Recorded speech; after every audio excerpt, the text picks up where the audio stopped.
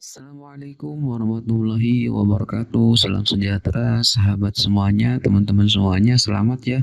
Alhamdulillah pada tanggal 17 September 2024 kemarin pengumuman hasil seleksi administrasi CPNS Kementerian Agama tahun 2024 sudah keluar dan hasilnya sudah bisa dilihat baik di website Kementerian Agama, di website saya juga sudah ada dan juga di akun SSCASN teman-teman semuanya. Nah, teman-teman, setelah ada pengumuman apa saja sih yang harus kita lakukan terutama bagi yang sudah lolos seleksi administrasi dan bagi yang mengalami tidak memenuhi syarat atau TMS. Nah, teman-teman, kalau kita melihat dari jadwal yang diumumkan oleh Kementerian Agama, di sini juga saya sudah tampilkan ya, di website saya juga sudah ada. Ini kalau kita melihat dari jadwal setelah pengumuman yaitu poin 4 tanggal 17 September, teman-teman akan menghadapi beberapa kegiatan yang sangat penting dan harus benar-benar sangat dijalankan dengan effort yang sangat tinggi karena ini kesempatan yang luar biasa. Teman-teman bisa lihat poin nomor 5. Di poin nomor 5 ini adalah konfirmasi penggunaan nilai seleksi kompetensi dasar SKD CPNS tahun anggaran kemarin oleh peserta seleksi. Ini tanggalnya dilaksanakan 18 sampai dengan 28 September.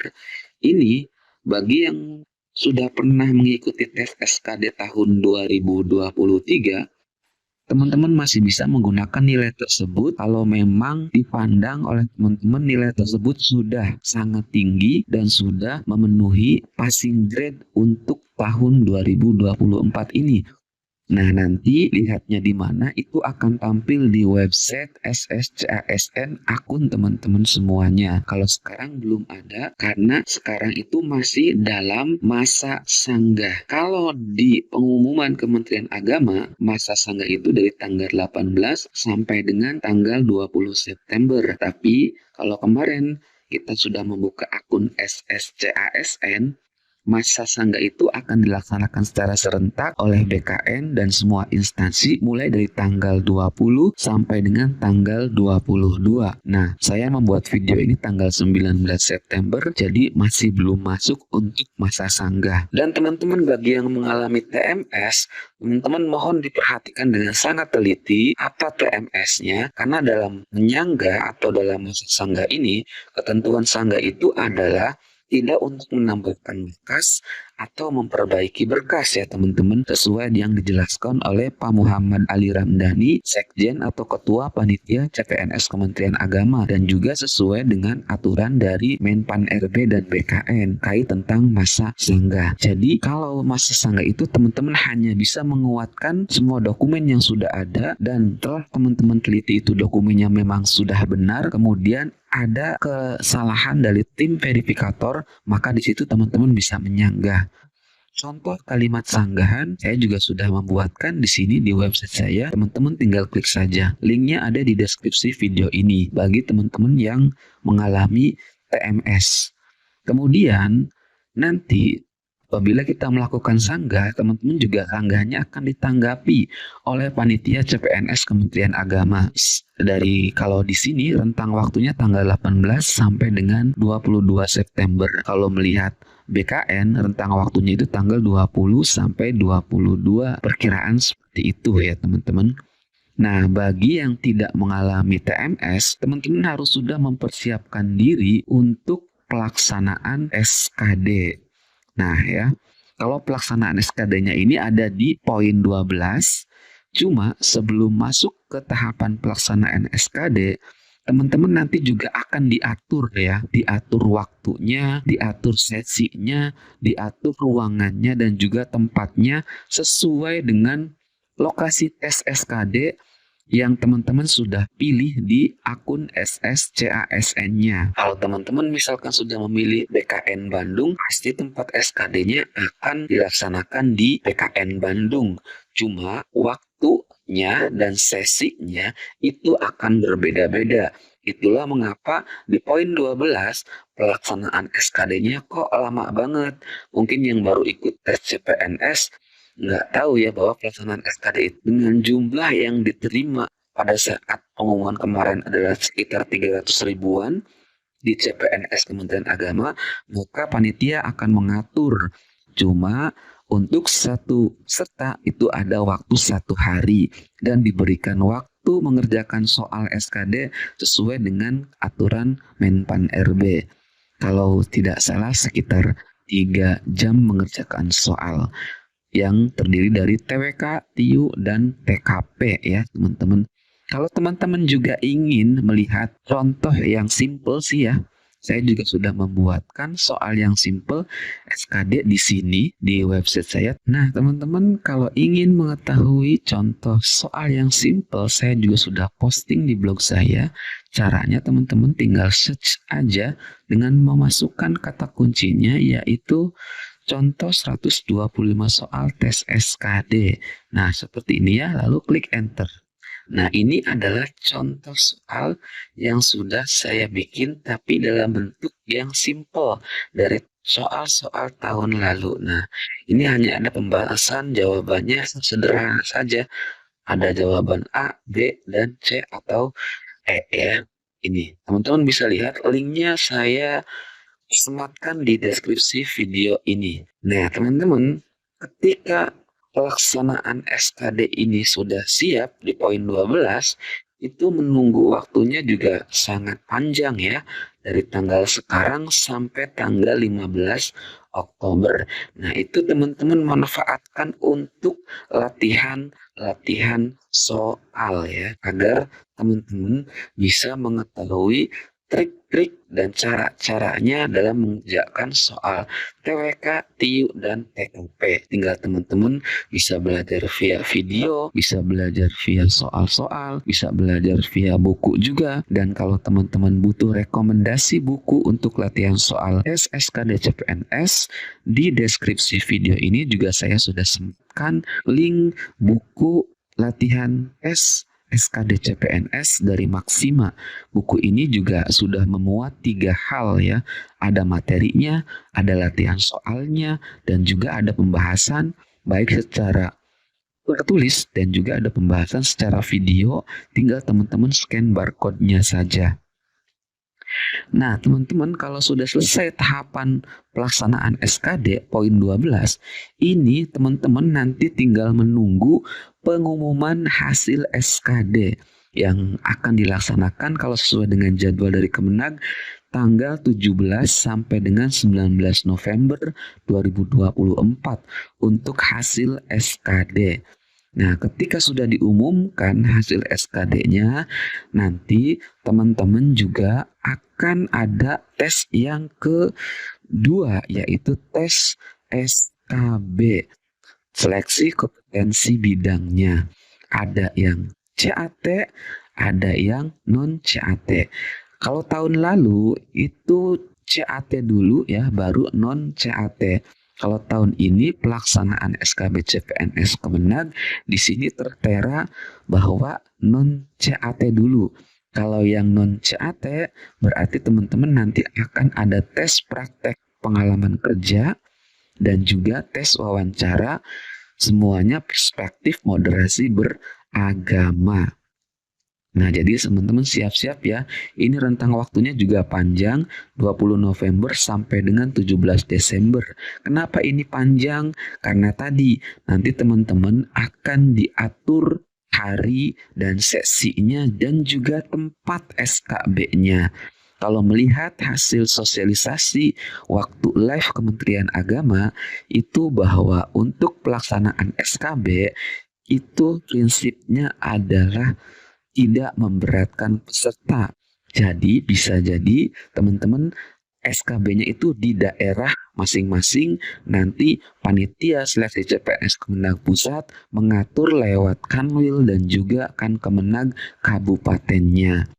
Kalau pengalaman saya tahun 2019 dan melihat teman-teman tahun 2023 serta 2021, tes pelaksanaan SKB non-CAT itu dilaksanakan di kabupaten kota tempat teman-teman berada. Ya, tempat teman-teman berada. Jadi diatur oleh Kemenag kabupatennya di tempatkan dalam satu titik ya, seperti itu. Kalau waktu saya di Madrasah Aliyah Negeri yang ditunjuk oleh Kemenag Kabupaten. Nah, ketika sudah pelaksanaan SKB CPNS non-cat, teman-teman juga akan melaksanakan tes SKB CPNS dengan cat yang dari BKN. Ini waktunya berarti beriringan ya, tapi pasti tidak akan bentrok dengan non-cat, karena panitia pasti akan mengatur betul agar teman-teman bisa mengikuti non-cat dan juga bisa mengikuti CAT. Kalau yang non-cat biasanya via Zoom Room, pakai Zoom Meeting biasanya nanti dari panitia pusat. Mudah-mudahan teman-teman hasil SKD-nya memuaskan dan semuanya bisa masuk ke SKB. Tapi ingat, porosri yang bisa masuk ke SKB adalah 1:3. Kalau formasinya membutuhkan 1, maka dikalikan 3. Berarti yang akan dibawa ke SKB adalah 3 orang. Ya, teman-teman, jadi tidak akan semua. Berarti yang di SKD harus lulus PG dan juga harus masuk rankingan yang tertinggi ya teman-teman, agar bisa masuk lolos ke tahap tes selanjutnya, yaitu tes SKB. Nah, teman-teman kalau sudah selesai tes SKB non-CAT dan juga CAT, nanti teman-teman tinggal menunggu lagi pengumuman hasil SKB-nya. Nah, teman-teman, tadi yang sudah saya jelaskan tentang pengaturan tes SKB non-CAT dan tes SKB non-CAT dan CAT, poin 15 itu sampai dengan nanti poin 18, ini teman-teman penentuannya ada di teman-teman dan juga ada di panitia. Nanti panitia memetakan titik lokasi SKB CAT-nya, kemudian teman-teman juga memilih titik lokasi SKB-nya. Kemudian teman-teman nanti ada ditarik data final SKB CPNS. Nah, penjadwalannya akan dilaksanakan dari tanggal 29 November sampai dengan tanggal 3 Desember untuk SKB yang CAT ya. Jadi pasti akan berbarengan, tidak akan selang waktunya terlalu lama. Karena pengalaman kami juga yang tahun 2019 dan tahun 2021-2023 itu SKB CAT dengan SKB non-CAT itu berbarengan teman-teman. Selang waktunya hanya 1 hari. 1 hari ini kita CAT, hari berikutnya itu kita langsung non-CAT via Zoom Meeting, yaitu menjelaskan praktek kerja kita dan juga wawancara perspektif moderasi beragama. Nah, kalau untuk pelaksanaan CAT-nya ini di poin 21, teman-teman, itu akan dilaksanakan tanggal 9 sampai dengan 20 Desember. Nah, ketika sudah selesai, panitia akan melaksanakan integrasi nilai SKD dan SKB dari tanggal 17 Desember sampai tanggal 4 Januari 2025. Nah, nanti pengumuman hasil akhir CPNS-nya teman-teman bisa melihat di tanggal 5 sampai dengan 12 Januari tahun PAN 2025. Dalam pengumuman hasil akhir ini atau hasil nilai integrasi SKD dan SKB, teman-teman juga bisa mengajukan sanggah, misalkan ada hal-hal yang tidak sesuai dengan apa yang teman-teman dapatkan pada saat pelaksanaan SKD dan SKB, yaitu masa sanggahnya tanggal 13 sampai dengan 15 Januari 2025. Lalu panitia akan menjawab dari tanggal 13 sampai tanggal 19 Januari 2025. Nah, teman-teman, setelah masa sanggah selesai dan sudah disanggah, nanti panitia mengolah nilai lagi nih teman-teman. Rentang waktunya tertera 15 sampai 20 Januari 2025. Kemudian ini finishing pengumuman yang paling akhir itu akan dilaksanakan pasca sanggah yaitu tanggal 16 sampai dengan 22 Januari 2025. Nah, tahapannya apakah sudah selesai? Belum, teman-teman. Ketika teman-teman sudah dinyatakan lulus dari seleksi pertama sampai terakhir dan sudah selesai masa sanggah, teman-teman harus mempersiapkan diri, mempersiapkan dokumen juga untuk pengisian DRHNIP, pengisian daftar riwayat hidup, nomor induk pegawai calon pegawai negeri sipil. Ini pasti akan ada beberapa dokumen yang harus teman-teman siapkan dan dikumpulkan ke panitia. Biasanya yang mengumpulkan adalah panitia yang teman-teman lamar formasinya dan penempatannya di mana, ya. Kemudian kalau dokumennya sudah lengkap, nanti panitia akan mengusulkan penetapan NIP CPNS, yaitu dari tanggal 20 Februari sampai dengan 23 Maret 2025. Sampai di ini selesai kalau teman-teman sudah menerima SK penetapan CPNS. Nah, demikian ya teman-teman penjelasan tentang kegiatan apa yang harus kita lakukan setelah ada pengumuman hasil seleksi administrasi.